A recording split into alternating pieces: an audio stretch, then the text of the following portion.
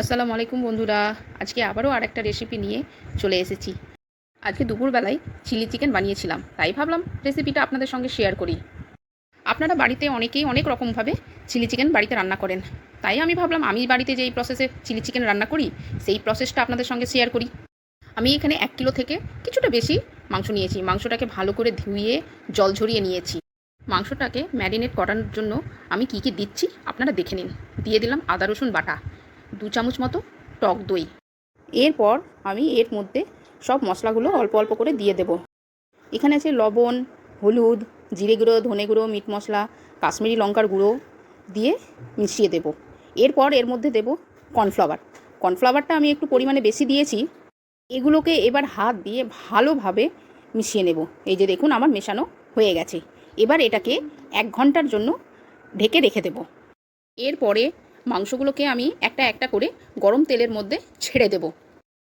মাংসগুলোকে আমি লাল লাল করে ফ্রাই করে নেব।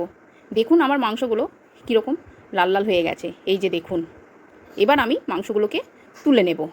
এই যে দেখুন আমার মাংসগুলো ফ্রাই করা হয়ে গেছে। একদিকে আমার মাংসগুলো ফ্রাই হচ্ছে, আর একদিকে আমি পেঁয়াজ আর ক্যাপসিকামগুলোকে কিউব আকারে কেটে নিয়েছি। এই যে দেখুন, এইভাবে পেঁয়াজ আর ক্যাপসিকামগুলো কেটে নিতে হবে। আমার মাংসর পরিমাণ বেশি, সেই জন্য আমার পেঁয়াজ আর ক্যাপসিকামেরও পরিমাণটা একটু বেশি।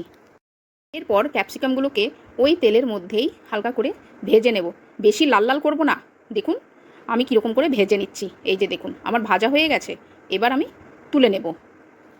এরপর ওই তেলের মধ্যেই আমি পেঁয়াজগুলোকেও হালকা ভেজে নেব। বেশি লাল লাল করব না, হালকা হালকা করে ভেজে নেব। এই যে দেখুন আমার পেঁয়াজগুলো ভাজা হয়ে গেছে।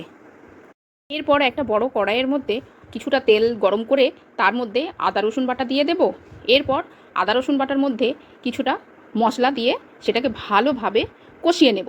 এই যে দেখুন আমি কষিয়ে নিচ্ছি। আমার মশলাগুলো কষানো হয়ে গেছে। এরপরে এর মধ্যে ভেজে রাখা চিকেনগুলো দিয়ে দিলাম। এবার চিকেনের মধ্যে এই ভেজে রাখা ক্যাপসিকাম আর পেঁয়াজগুলো দিয়ে সেটাকে ভালোভাবে মিক্স করে হালকা কষাবো। ওইদিকে আমার মাংসটা একটু কষানো হোক, এইদিকে আমি সসটা মিক্স করে নিই। আমি এর মধ্যে দিলাম টমেটো সস আর গ্রিন চিলি সস। এই দুটো সসকে ভালোভাবে মিক্স করে নেব। এদিকে আমার চিকেন আর পেঁয়াজ ক্যাপসিকাম সব কষানো হয়ে গেছে। তার মধ্যে আমি সসটা দিয়ে আরেকবার ভালো করে সেগুলোকে মিক্স করে নেব। এই যে দেখুন আমার মিক্স করা হয়ে গেছে। এর মধ্যে হালকা গরম জল আমি দিয়ে দিলাম। দিয়ে এটাকে আবারও ভালো করে মিক্স করে নেব।